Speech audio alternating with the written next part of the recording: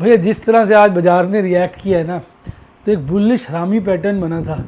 अब कल मैंने चर्चा ज़्यादा नहीं की थी, मैंने कहा एक बारी कन्फर्मेशन आ जाए, तो आज की वीडियो में डिस्कस करूँगा कन्फर्मेशन आई है कि नहीं आई है। पर आज जिस तरह से बाज़ार चढ़ के गिरा था यार, एक ही गाना मेरे दिमाग में आ रहा है। कह रहे हम कहते हैं कि चैन से हमको कभी आपने जीने ना दिया,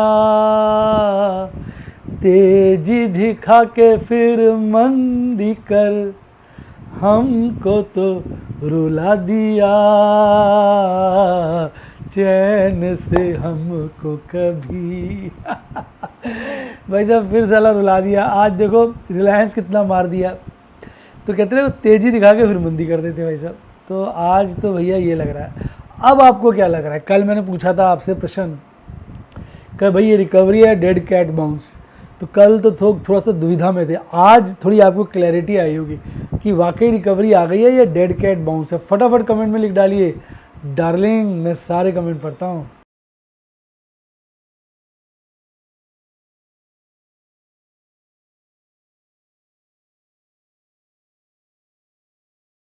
शेयर बाजार में एश्योर्ड या गारंटीड प्रॉफिट की उम्मीद नहीं रखनी चाहिए, या कभी भी किसी भी वक्त कोई भी अनएक्सपेक्टेड इवेंट की वजह से बहुत बड़ा घाटा हो सकता है, जिसके चलते आदमी की सारी पूंजी तबाह हो सकती है और वो फेल भी हो सकता है। शेयर बाजार बहुत ही खतरनाक जगह है, यहाँ एक भूल ही फाइनेंशियल तबाही के लिए काफ़ी है।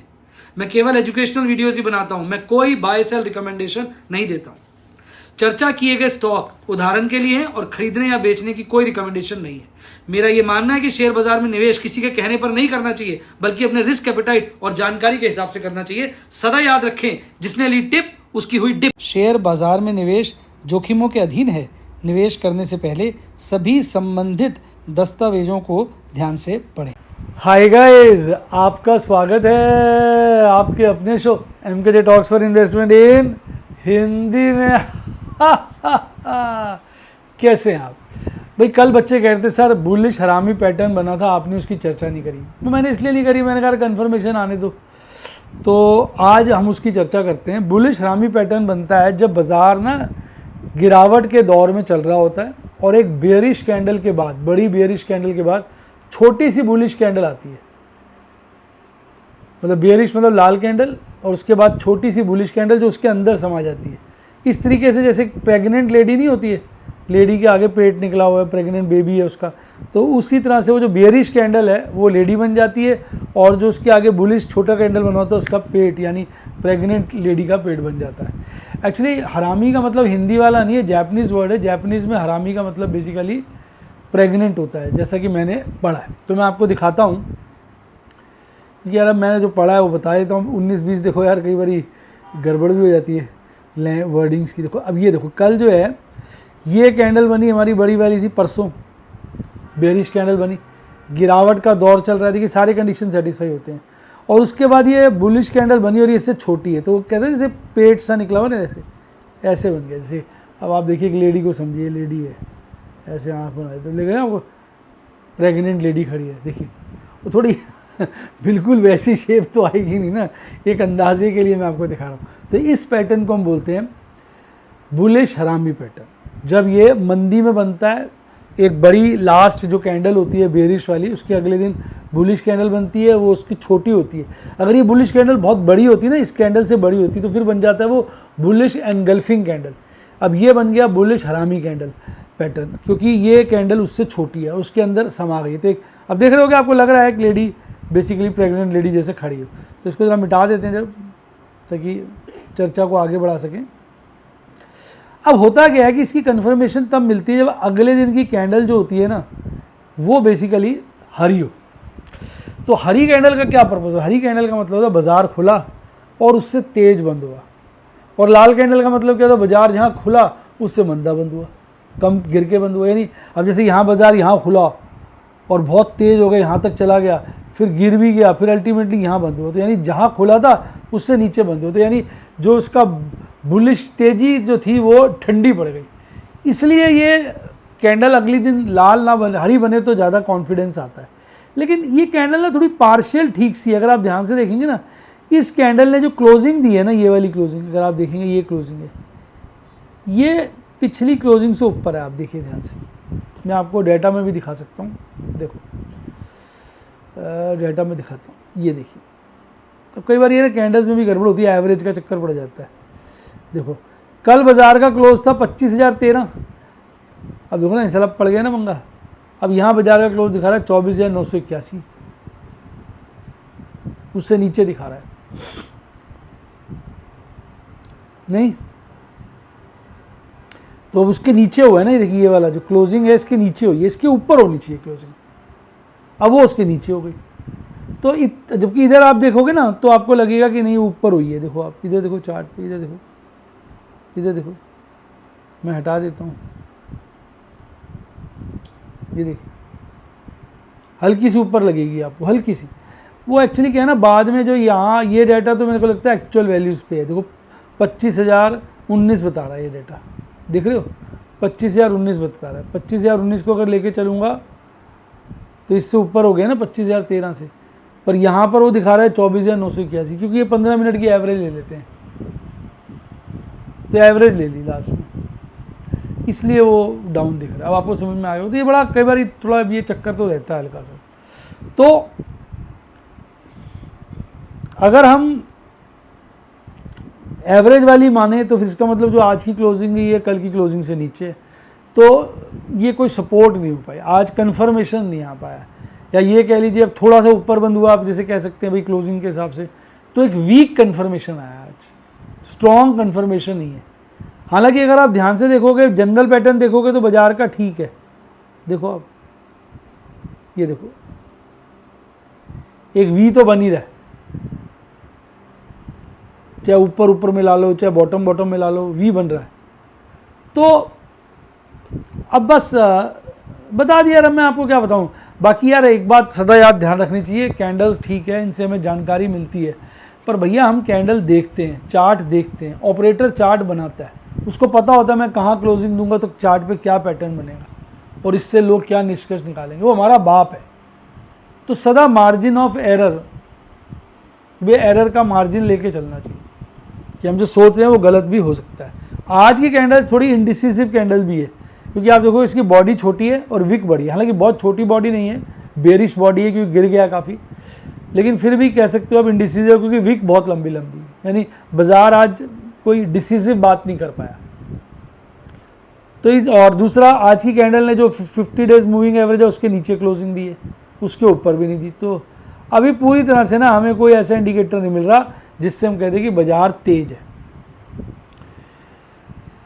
तो ये अब सारी देखो मैंने कहानी बता दी। हालांकि बाकी सब फैक्टर्स देखोगे कल के मुकाबले कैंडल ऊपर बनी है, बेटर है। MACD चार्ट पे आज हरा हिस्टोग्राम बना है, बेटर है। RSI थोड़ा स्टेबल है, बेटर है, मतलब सभी कुछ बेटर है देखा जाए। लेकिन मूविंग एवरेज पे भी कमजोरी है क्योंकि मूविंग एवरेज के नीचे बंद हुआ है। बुलिंजर बैंड पे चार्ट वीक है, कैंडल अपने आप में बेरिश है। तो मिले जुले आज के संकेत हैं। अब अगर मैं अंतर्राष्ट्रीय फैक्टर्स की बात करूं, पहले तो फियर की बात करते हैं। फियर अभी भी मेंटेन्ड ही है, वही अब 31 के आसपास है, 31-32 के बीच है। 30 के नीचे आ गया तो ये फिर एक्सट्रीम फियर हो जाएगा। एक बारी को तो एक्सट्रीम फियर अच्छा ही है, यानी बाजार ओवरसोल्ड सा हो जाता है इसका मतलब।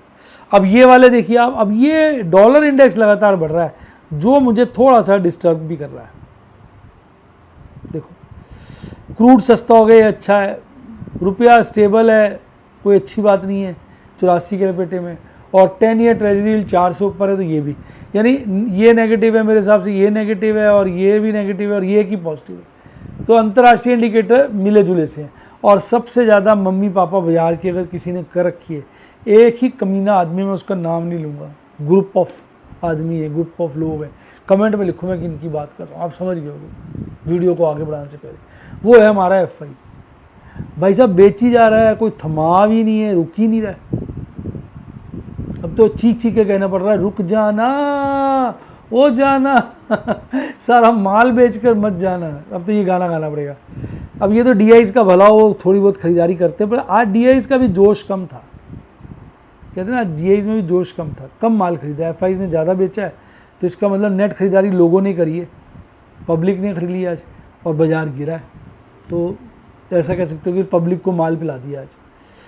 और अब तो देखो ये काफ़ी लाइट हो गया है। अगर एफ में उनकी लॉन्ग देखोगे ना डी की और एफ की इंडेक्स लॉन्ग काफ़ी लाइट हो गई है, स्टॉक लॉन्ग भी रीजनेबल है। और आप देखो भी तो सही ना, 4500 करोड़ का माल तो उन्होंने कैश में बेच दिया, 3600 करोड़ का 3650 करोड़ का इंडेक्स बेच दिया, 2150 करोड़ का स्टॉक बेच दिया। आज मैं आपको इसके साथ साथ एक बात बताऊं कि आज चाइनीज़ बाजार बुरी तरह से गिरे हैं। मतलब मैं आपको बताऊंगा तो आपको होश उड़ जाएंगे। देखो मैं आपको बताता हूँ, आज शंघई गिरा है 6.25% के लगभग, SZ कंपोनेंट गिरा है 8.25 के आसपास, चाइना A50 गिरा है 7% के आसपास, आपका हांगकांग गिरा है 1.5% के आसपास, आपका निकाई बढ़ा 1%, ऑस्ट्रेलिया स्टेबल था, कॉस्पी भी 0.61% गिरा है। यूरोपियन बाजार ठीक है, सिर्फ रशिया गिरा हुआ है, बाकी सब बाजार पॉजिटिव है। अमेरिका के चारों इंडेक्स पॉजिटिव हैं, कनाडा पॉजिटिव है, एक ब्राज़ील गिरा हुआ है। यानी ओवरऑल थोड़ा सा रिवर्सल देखने को आज मिला है, तो जिसके चलते लगता है कल हमारे बाजार ठीक भी हो सकते हैं, क्योंकि चाइना गिरने का मतलब ये है कि कहीं ना कहीं चाइना पर से लोगों का विश्वास उठा है। अब आज देखोगे वैसे ओवरऑल इतना बुरा सिनेरियो नहीं है। अगर आप देखो 2 ही इंडेक्स तो आपके लाल हैं जो मेजर इंडेक्स हैं।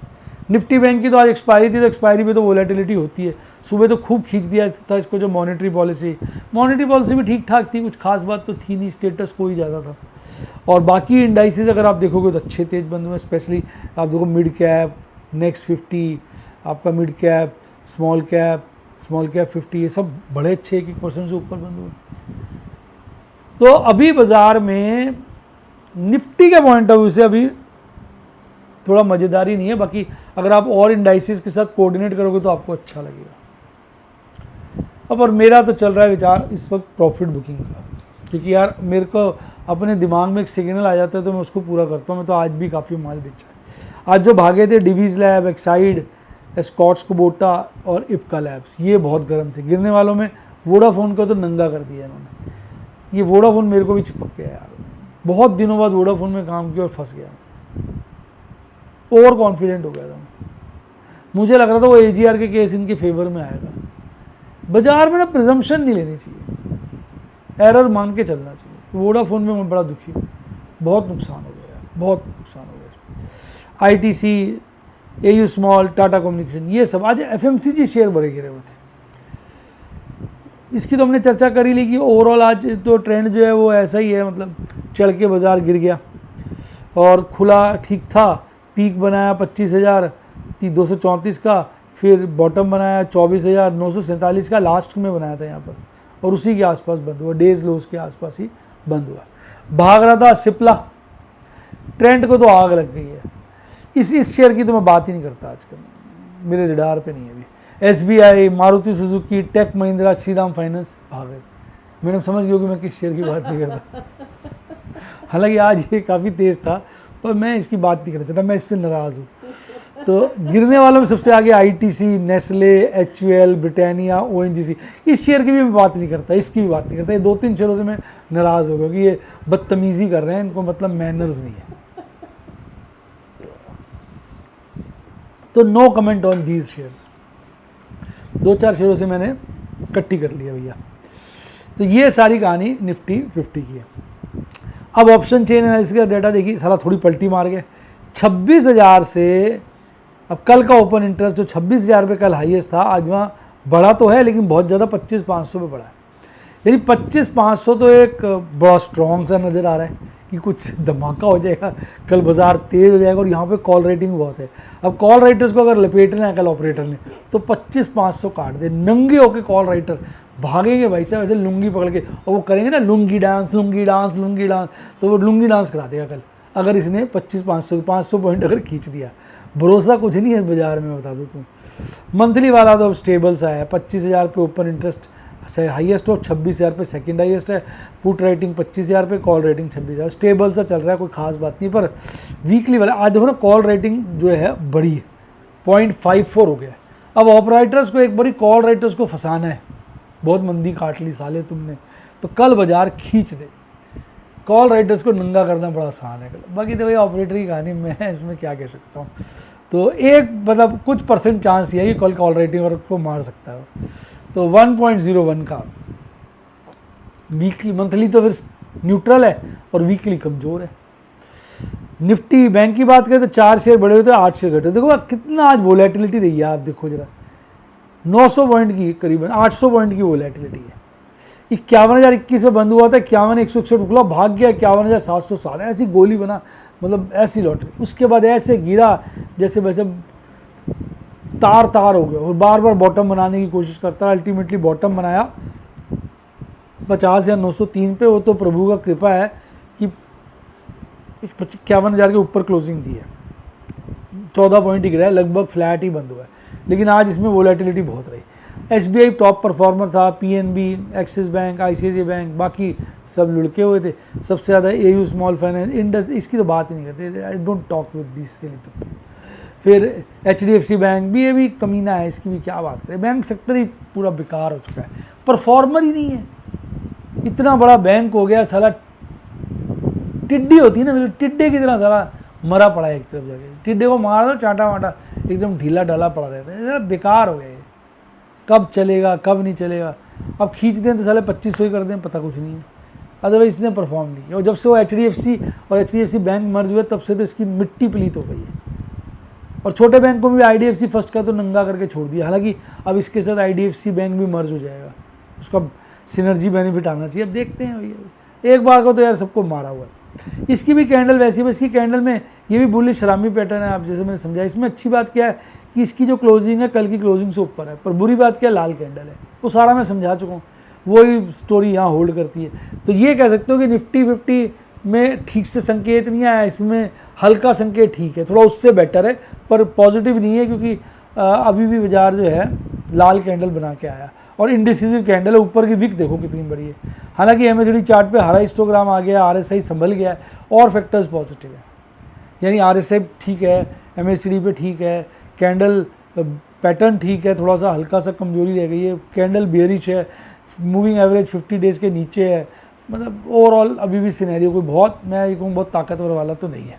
अब नया हफ्ता शुरू होगा इसका, तो अभी तो डेटा इतना वो नहीं है। हालांकि 51,000 पे मैक्सिमम पेन है, और वहीं पर ही इस वक्त हमारा बाजार बंद हुआ है। PCR इसका जो है ये 0.92 लिख दिया आपने, PCR 0.92 है क्या?